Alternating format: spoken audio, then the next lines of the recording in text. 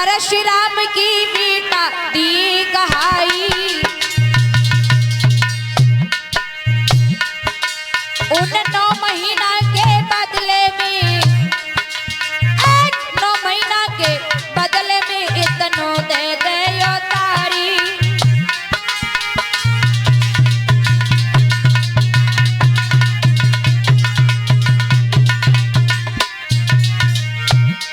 मेरे लला हमारी पूर्ण कर दे यस, और ये नहीं बाड़न की खातिर में आई तेरे पास।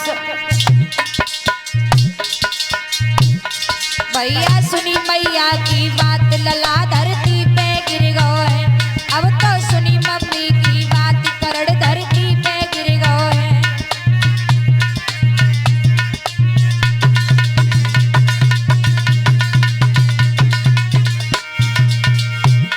धरती पे गिर गो है, करण धरती पे गिर गो है। भैया सुनी मैया की बात, लला धरती पे गिर गो है।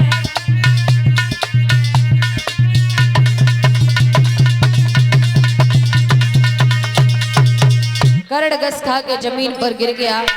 गिरने की बात पुनः फिर खड़ा हो गया, जवाब दिया माँ मैं तो पहले ही समझ गया था कि पांडवों की माँ किसी स्वार्थ से आई है मेरे पास। 5 बाण निकाल के लाओ, कुंती को दे जवाब दे ले मैया।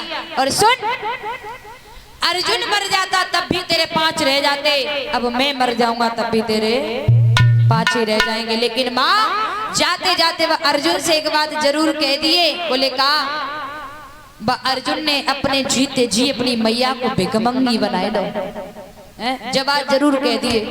कुंती 5 बाण लेके आई, पांडवन को दे बड़ी खुशियां हैं। जैसे ही 17वां दिन हुआ, सूर्य ने पूरब में आंखें खोली, एक दूसरे की सेना एक दूसरे पर टूट पड़ी। घमासान युद्ध शुरू हो गया महाराज। कैसा युद्ध हुआ? इधर से करण अर्जुन के लिए जब बाण छोड़ता है तो अर्जुन का रथ 2.5 कदम पीछे कूद जाता है। कितना? 2.5 कदम। और जब अर्जुन कर्ण के लिए बाण छोड़ते हैं तो कर्ण का रथ 7 कदम पीछे कूद जाता है। इतना घमासान युद्ध चल रहा है।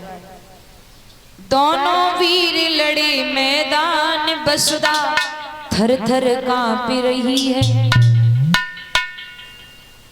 इत करण वीर बलधारी, इत अर्जुन वाणाधारी, जिनके खाली जाए न निशान, बसुदा थर थर कांप रही है।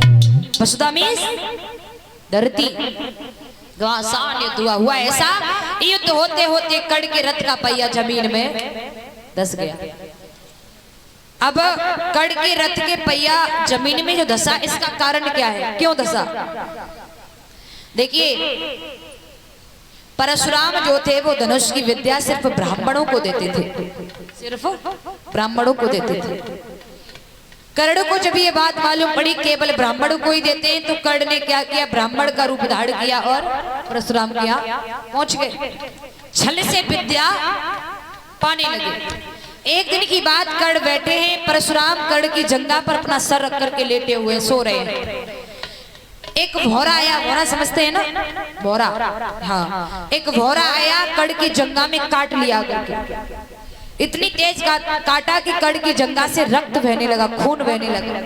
इतना खून बहा कि खून बह करके परशुराम की बाह पर गिर गया। जब बाह पर आया, परशुराम की एकदम से आंख खुली। परशुराम ने देखा कर्ण के चेहरे की तरफ, फिर बाह की तरफ, जंगा की तरफ। एकदम से उठ के खड़े हो गए। मुझे लग रहा है ये कोई ब्राह्मण नहीं है तो कोई क्षत्रिय है। कर्ण ने ये सोचा था अगर मैं पैर हिला रहा हूं तो गुरुजी की नींद खुल जाएगी। तो जब परशुराम जी ने ये दृश्य देखा, परशुराम जी बोले कौन है? सच बता, तू कौन है? तू कोई ब्राह्मण तो है नहीं। हम तुझे शाप देते हैं कि जो विद्या तूने छल से हमसे प्राप्त की है, अंत समय तेरी विद्या वो क्षीण हो जाएगी, वो काम में नहीं आएगी। भैया रथ का पहिया जमीन में धसा, कर्ण बोले हैं सल्ली जी रथ आगे बढ़ाइए। सल्ली बोले कर्ण जी रथ आगे नहीं बढ़ रहा है क्योंकि रथ का पहिया जमीन में धंस चुका है। कर्ण ने एकदम से क्या किया, रथ से नीचे कूद पड़े।